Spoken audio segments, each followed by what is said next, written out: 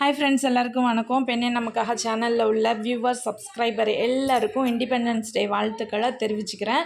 இன்றைக்கி நம்ம சேனலில் எதை பற்றி இன்றைக்கி செஞ்சுருக்கோம் அப்படின்னா, இண்டிபெண்டன்ஸ் டே ஸ்பெஷலுக்காக இந்தியா தோசை தான் செஞ்சுருக்கேன்.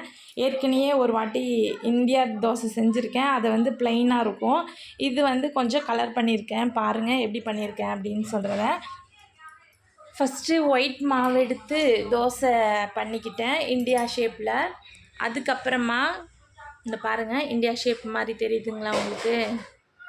ஓரளவுக்கு வந்திருக்குன்னு நான் நினைக்கிறேன். இந்த இடத்துக்கிட்ட கொஞ்சம் சரியாக வரல. அதை ஷேப் பண்ணிவிடுவேன். இப்போ கொஞ்சம் பண்ணிட்டேன் பாருங்கள். இப்போ எப்படி இந்தியா மேப் மாதிரி இருக்குங்களா? இப்போ கலர் பண்ணுறதுக்கு ஆரஞ்சு கலருக்கு ரெட் சட்னி, மிளகா சட்னி தான் பண்ணியிருக்கேன். அதை ஆரஞ்சு கலருக்கு யூஸ் பண்ணியிருக்கேன். நீங்களும் அது மாதிரி யூஸ் பண்ணுங்கள். கேரட் கூட யூஸ் பண்ணலாம். நான் இப்போதைக்கு என்கிட்ட கேரட் இல்லாததுனால நான் மிளகா சட்னி யூஸ் பண்ணிக்கிட்டேன். அடுத்தது கீழே க்ரீன் கலருக்கு புதினா சட்னி, அதுதான் கருவேப்பிலை புதினா வச்சு அரைச்சி க்ரீன் சட்னி தான். எப்படி இருக்குது பாருங்கள்.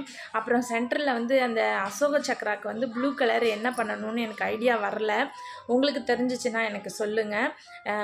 என்கிட்ட இருந்த பொருளை வச்சு இந்த இந்தியா மேப் பண்ணியிருக்கேன். பிடிச்சிருந்தால் மறக்காமல் லைக் பண்ணிவிடுங்க. அடுத்ததாக நம்ம என்ன பண்ணுறோம் அப்படின்னா, ஃப்ளாக் செய்யலான்னு சொல்லிட்டு ஒரு ஃப்ளாக் தோசை. அதுக்கு ஒரு ஸ்டெம்ப்பு, இந்த குச்சி இருக்குதுல்ல, அந்த மாதிரி ஒரு கம்பு வரைஞ்சிட்டேன். அதுக்கப்புறம் 2 ஸ்டெப்பு மாதிரி வரைஞ்சிக்கிட்டேன். பாருங்கள், இது போதும்னு தோணுச்சு. ஏன்னா அப்புறம் பெருசாகிடும், தோசையை திருப்புறத்துக்கு கொஞ்சம் சிரமமாகிடும்ன்ட்டு இந்த அளவுக்கு பண்ணிக்கிட்டேன். அடுத்தது அதில் ஒயிட் கலர் மாவு தான் இந்த மாதிரி அப்ளை பண்ணேன். ஒரு 3 ஸ்டெப்பு அது மாதிரி பண்ணிவிட்டு, க்ரீன் கலருக்கு அந்த க்ரீன் கலர் சட்னியை ஃப்ளாகுக்கு வச்சுட்டு மேலே ரெட் கலர் வச்சுட்டு, அதே மாதிரி ப்ளூ கலருக்கு என்ன பண்ணணும்னு தெரியாமல் தான் நான் கோகோ பவுடரே அந்த மாவில் வச்சுட்டேன். உங்களுக்கு கண்டிப்பாக அந்த ப்ளூ கலருக்கு என்ன செய்யணும் அப்படின்னு சொன்னிங்கன்னா நான் அதை மாதிரி ட்ரை பண்ணுவேன்.